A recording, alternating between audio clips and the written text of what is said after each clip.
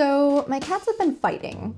It's called redirected aggression, and it happens when there's a threat outside the home that the cats can't get to, and so instead they turn on each other. In our case, the threat was this asshole. He's a stray cat that's been coming around and spraying in my yard, and as a result, everybody's really mad at Justin.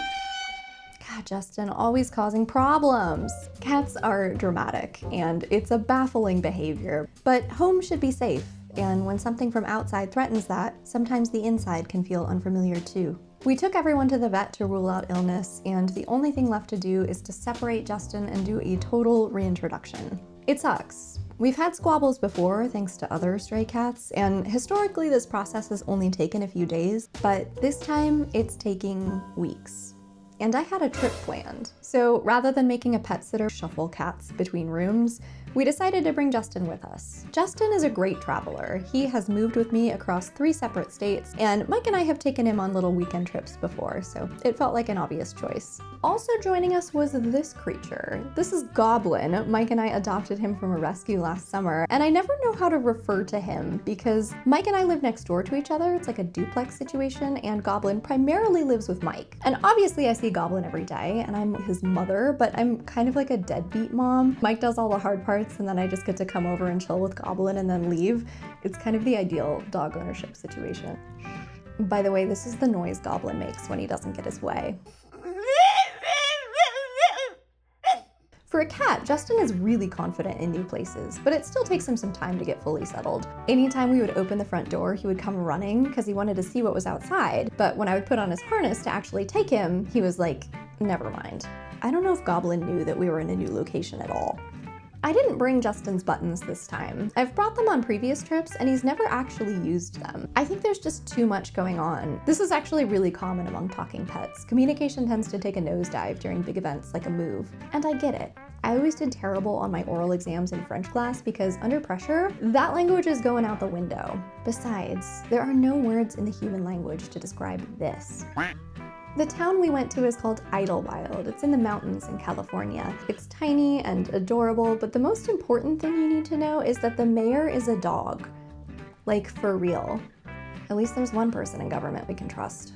By the evening, Justin had settled in the way that he would settle in at home. By the next day, he was feeling brave enough to explore the unfamiliar pines, populated with the more familiar scent of birds and squirrels. Is he gonna make the face? He made the face. I don't know what it all meant to him, whether he knew that it would be temporary or whether he accepted it because we were there too. I think about all the places that Justin and I have lived together over the past 10 years. My 20s were chaotic and turbulent, and I moved a lot looking for a place to call home. Justin has lived with countless roommates, both human and animal. He's been in U-Hauls and on planes. He's stayed in hotels. And in the process of a move, I never know how to communicate to him that we're done now. This is our new home. I wonder if he thinks about the places that we've lived and the people that he'll never meet again. For all the ways the buttons have enhanced our communication, they can only give me glimpses of his thoughts, filtered through layers of translation and assumptions. When Justin came home, he settled back in as if nothing had happened. He didn't say mad or sad. He didn't say no bye-bye the way he does sometimes when we come back from the vet. Instead, he said this. Window, squirrel, bird. It made me feel like he was comfortable that this was his takeaway, like a kid coming home from Disneyland and talking about all the rides that they'd been on. It made me feel like he trusted that we would return to the place that he knew. Home can change, and it can be disrupted. We're still working on getting the cats comfortable with each other again. The future might look like everything snapping back to normal, like nothing ever happened, or it might look like something different that we need to settle into. But I know that we'll call it home again.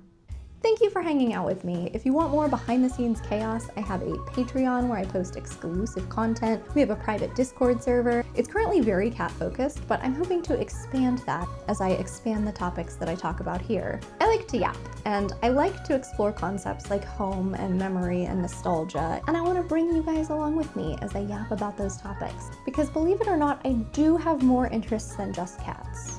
Not a lot more, but like a few. But either way, thank you for watching, and I hope that you have a good day.